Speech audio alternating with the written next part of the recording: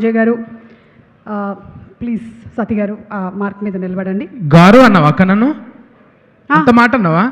అప్పుడే దూరపున్నాయినా నేను? అరే సత్తిగా అనాలి. నువ్వు ఎందుకు అనబుద్ధి కావట్లేదు నాకు. అనబుద్ధి అయితే మర్యాద పోనీలే.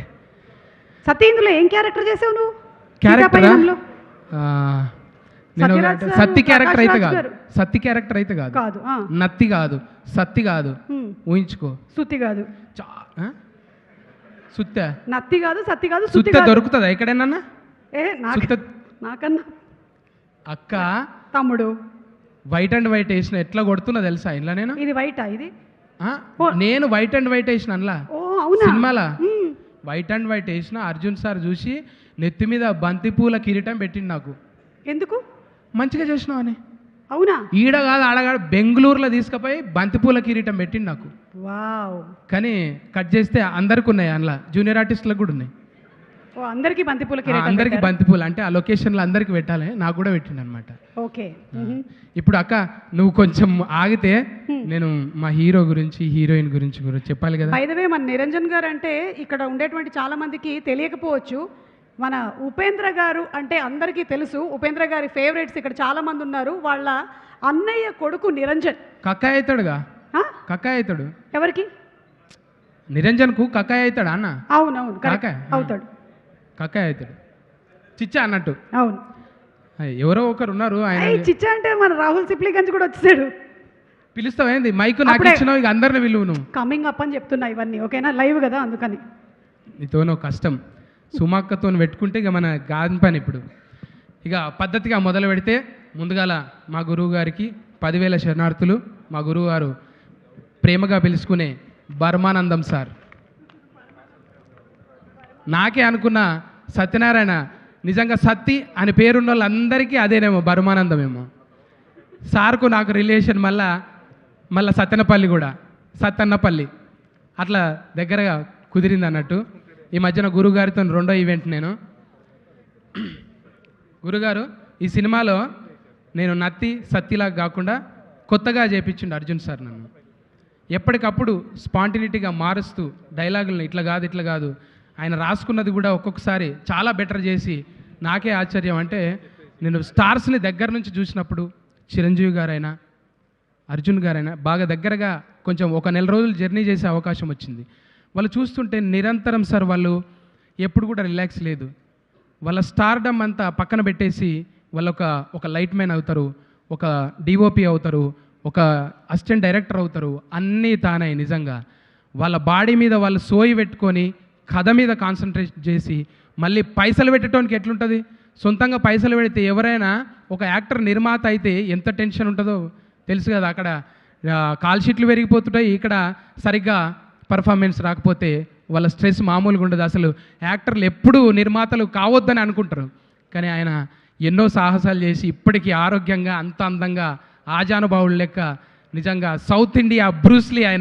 ఆయన ఒక్కొక్క గుద్దితే నిజంగా ఈ అల్లొచ్చి ఆయన బిజ్జల దేవుడు ఈ మధ్యన గుద్దిండేమో ఇటుక బిడ్డల్ని. ఆయన ఎప్పుడో గుద్దిండు అసొంటివి ఇట్లా గుద్దిండే కదా బిజ్జల దేవుడు. అర్జున్ సార్ ఎప్పుడో గుద్ది పడేసిండు రికార్డులన్నీ. ఆయన గురించి చెప్పాల్సిన అవసరం లేదు. ఆయన వేదిక మీద అంతకుముందు జరిగిన ఈవెంట్లు అబ్జర్వ్ చేయండి. నేచర్కి సంబంధించిన వాళ్ళని పిలుస్తాడు ఆయన.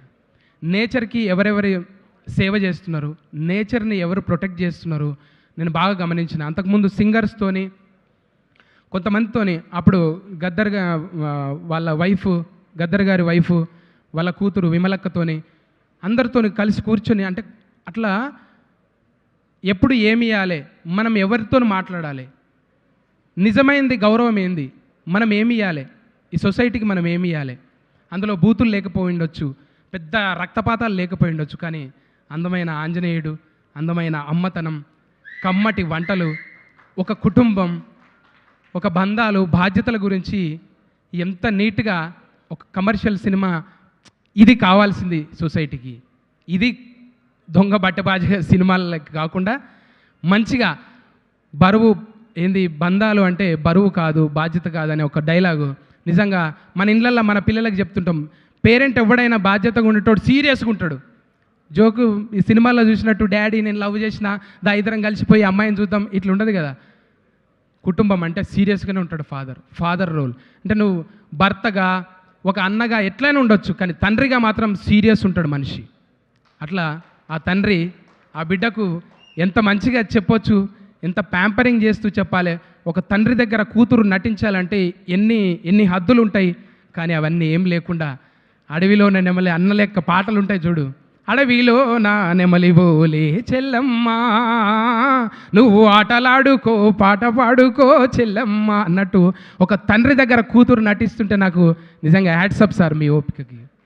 ఎవరు పిల్లల్ని అట్లా దగ్గరగా నేను వాళ్ళు చేస్తుంటాడు నేను పోతలే నేను ఉంటాడు చేయడు అన్న రోజులు, కానీ మీరు దగ్గర ఉండి ఎంత మంచిగా చేయించారు. అమ్మ కూడా నిజంగా అమ్మ అనాలనిపిస్తుంది. ఎంత పద్ధతిగా అట్లనే నిరంజన్ గారు కూడా ఆయన అంతుండి కూడా మా హైటుకు కొంచెం వంగి ఇట్లా పెడుతుంటాడు అనమాట. నేను ఈడ పెడితే మళ్ళీ పొగరనుకుంటారేమని మా హైటుకు వంగి ఇట్లా అంటాడు అనమాట.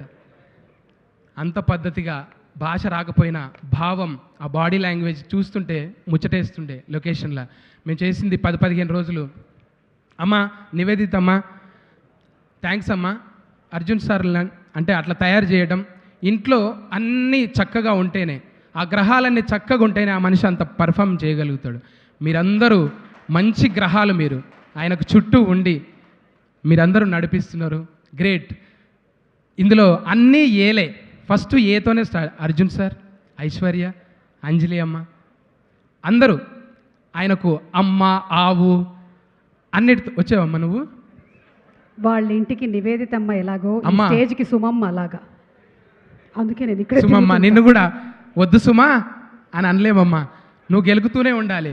మీరు గెలికిన కొద్దీ మేము గెలుస్తూనే ఉంటాం. గెలుకు.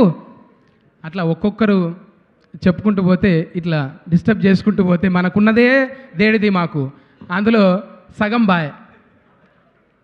ఇక ఏం చేస్తాం. నేను చెప్తా నివేదితమ్మ దగ్గర ఆగావు. నివేదితమ్మ థ్యాంక్స్ అమ్మ. అట్లా తయారు చేసిన చాలామంది ఉన్నారు. నేను అందరి పేర్లు చెప్పకపోవచ్చు. మా అనూపన్న, రాహుల్ భాయ్ ఏ ఊరికి వెళ్తావే పిల్ల, సూపర్ మంచి పాట అనేది. ఏడున్న వోకల్స్. చెల్లె నువ్వు కూడా వచ్చినావు. మధు కూడా వచ్చి, మధుప్రియ అందరిని చూస్తుంటే ఇప్పుడే చూసిన అమ్మ థ్యాంక్స్ అమ్మ. ఎంఎస్ నారాయణ గారి కూతురు. నేను ఫస్ట్ టైం చూస్తున్నా. అందరు లేచిలో పడితే నేను ఎవరో అనుకున్నా, తర్వాత అడిగితే గురువుగారు చెప్పారు.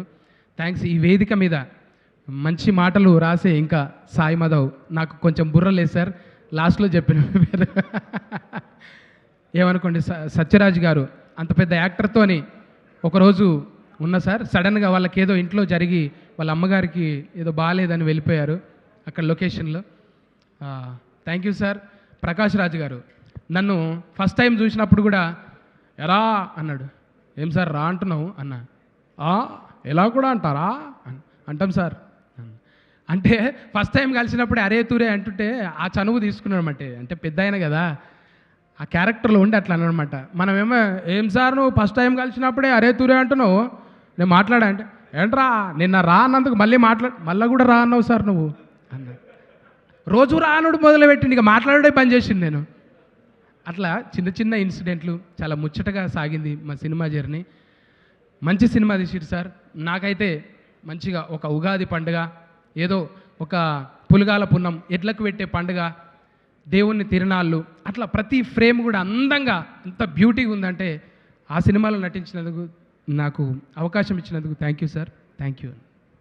Thank you so much Sati.